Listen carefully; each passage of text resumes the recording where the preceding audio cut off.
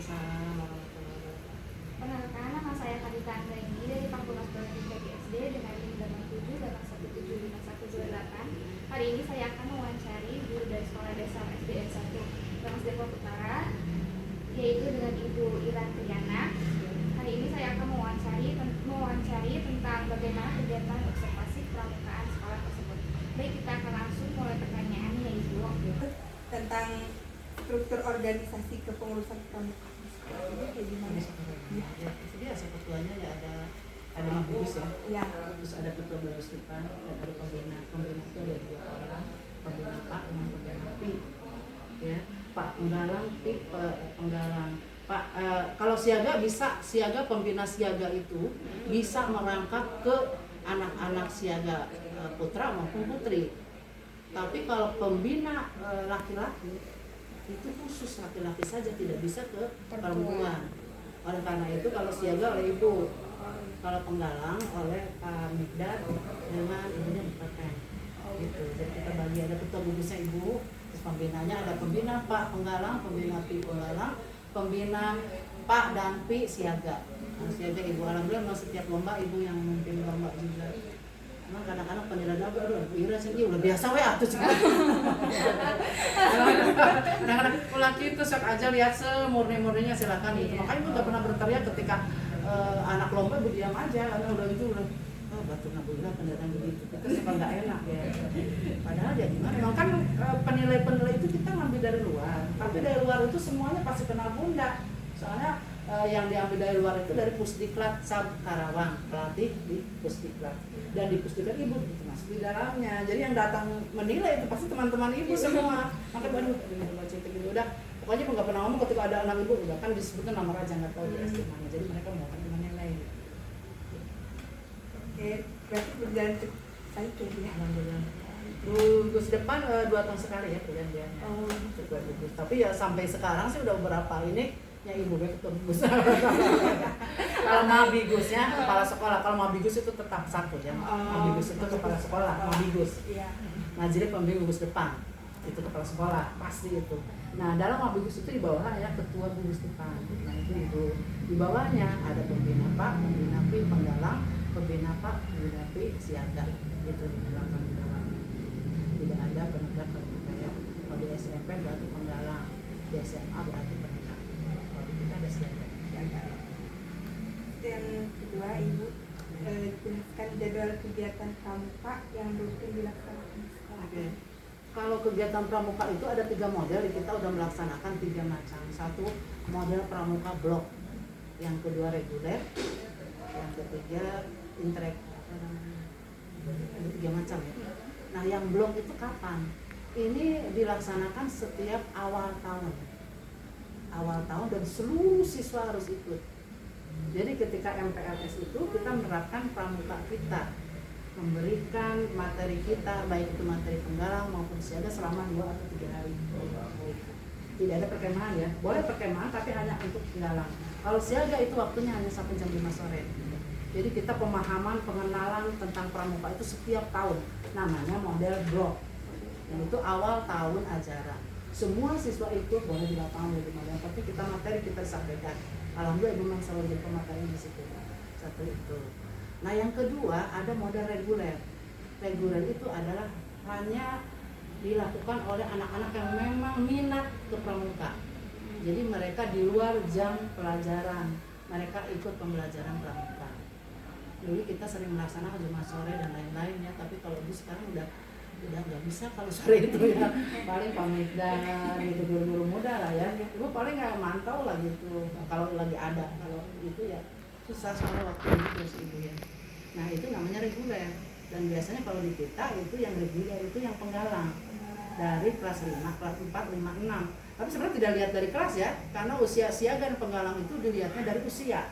Siaga itu usia 7 sampai 10 tahun.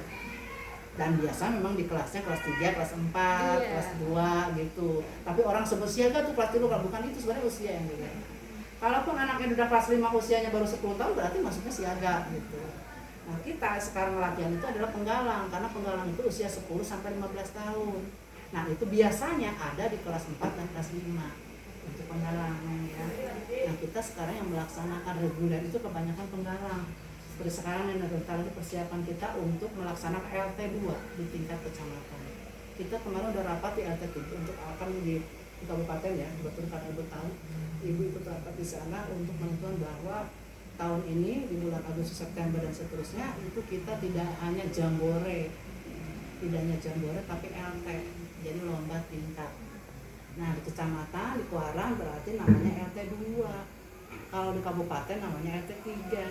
Maka ibu kemarin sudah menyampaikan ke guru-guru sekali siapkan nih, sekarang mah 3 jambore, tidak hanya anak-anak bermain-main bersenang-senang aja lombanya sedikit. Sekarang kita berarti lombanya harus banyak sesuai dengan yang akan dilombakan di tingkat kabupaten. Dulu waktu ibu sini kita utusan itu, waktu di lojit bukan itu siapa tuh bagiannya. Ada 10 orang 8 orang ya waktu itu. Kita di lojit waktu kepala sekolah utusan kita yang juara 1 karena memang juara umumnya kita. Sekarang kita agak kalah oleh SD yang lain, SD seperti SD Selatan 2 ada Pak Agus yang rajin di sini ya. Ibu mantau, Pak Agus kan sekarang jadi kepala sekolah di sana, otomatis dia ya jadi ya ibu waktunya ya dia gitu. Mana ibu Agus ya jadi bersaing ya. Dulu Agus yang rajin, ibu dulu hanya mantau lihat kalau ada kekurangan kaki gitu, kalau mau lomba kita tahu penilaian dan sebagainya, ibu yang tahu karena mungkin lain merasa tahu ya karena memang udah dilatih dari dulu, ibu kan udah KMD, KML, KPD, akhirnya kita jadi melatih mereka, termasuk Pak Agus juga dilatih ibu untuk KMD yang KMD. Dan yang buat aku apa saja kegiatan rutin dan non rutin yang bisa dilakukan oleh siswa di sekolah ini? Rutin dan rutin. Dari non rutin. Kalau yang rutinnya ya kegiatan-kegiatan. Oh ya tadi yang ketiga belum disebutkan. Oh ya. iya. Oh iya.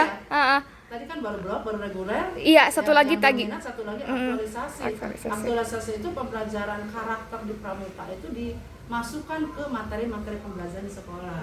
Itu dulu kita melaksanakan di hari Sabtu. Sekarang hari Sabtu libur. Masuk ke Jumat kita tuh sekarang jadi agak terketeter masalah itu. Tapi tetap sih kalau materi-materi pelajaran pramuka yang berkaitan dengan karakter itu penting sekali. Pramuka itu karakternya di situ karena inti pembelajaran pramuka itu pembinaan karakter anak.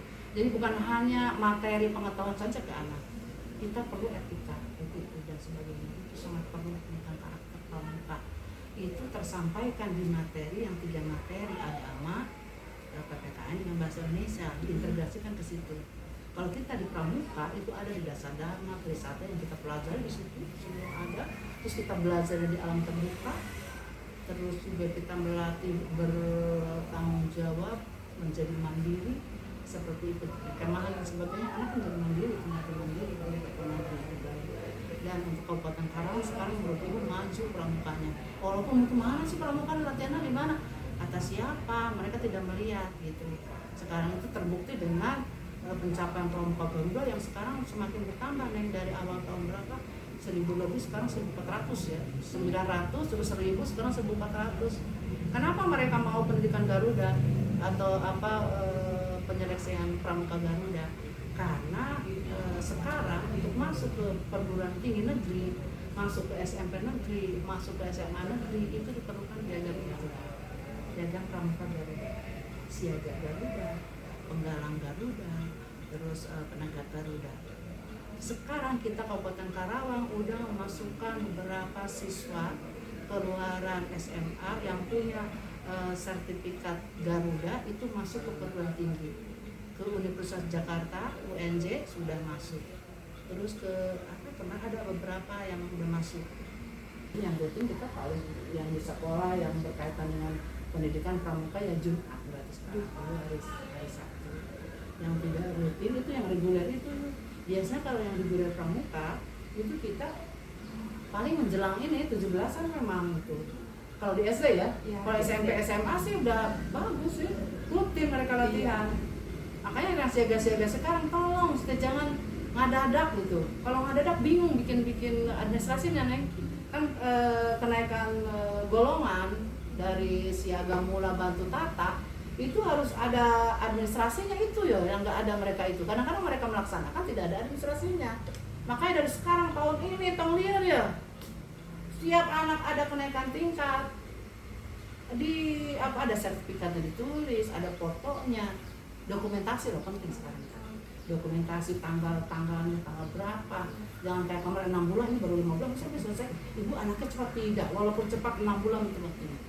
Jadi ada batas-batas waktu kan per golongan itu, dari mulai bantu tata 6 bulan, dan di sini harus ada 2 bulan pelatihan baru bisa pramuka Garuda.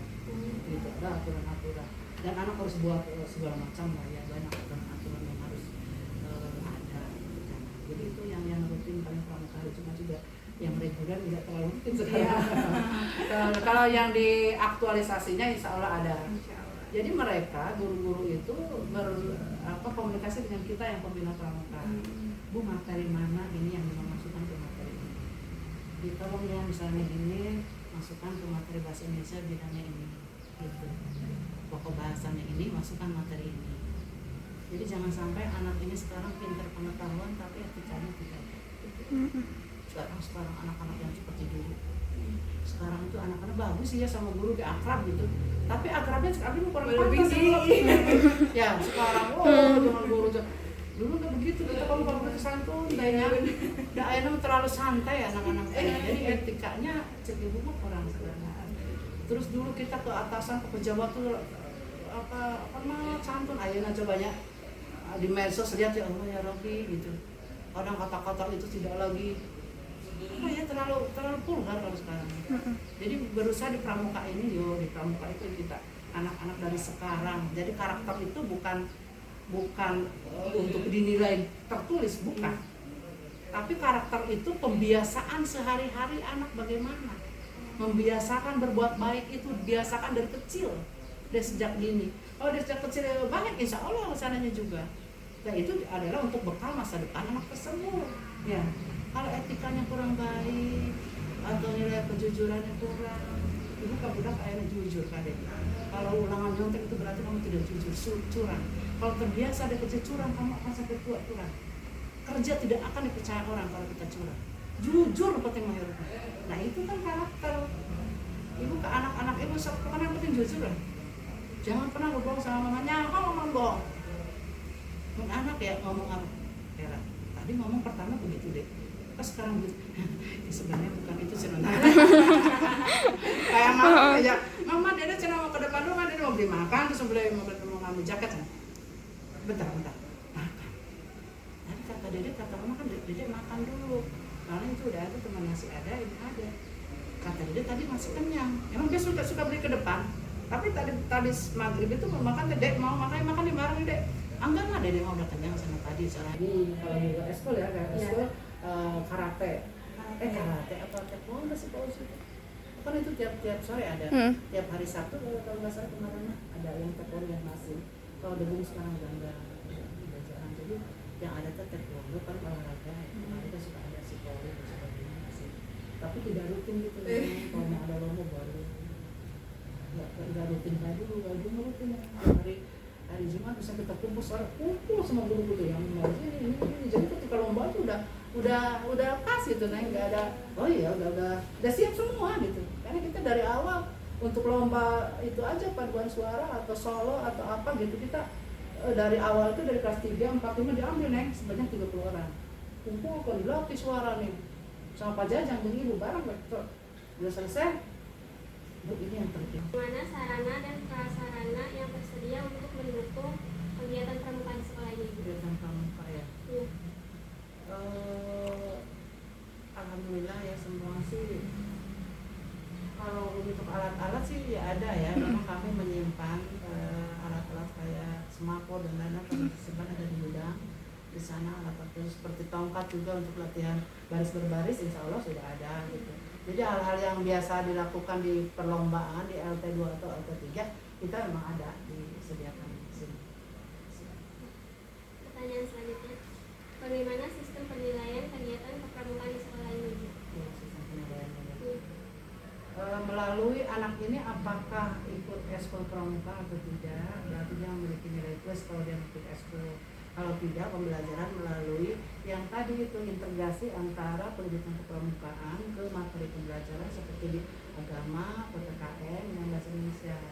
Nah kita melihat dari diri ini bagaimana pembelajarannya, pengintegrasian antara materi pramuka dengan ini, dan kita juga melihat dari aktualisasi ketika kita yang di pembelajaran untuk semua, tapi diberikan oleh guru kelas, tapi materi dan kita itu ada nilai juga, ditambah dengan yang reguler, jadi aktualisasi dengan yang blok itu dari awal tahun pembelajaran kita memberikan materi dan itu juga ada penilaian dari anak. Jadi 3 poin itu. Apa prestasi yang pernah diraih oleh kegiatan pramuka di sekolah ini?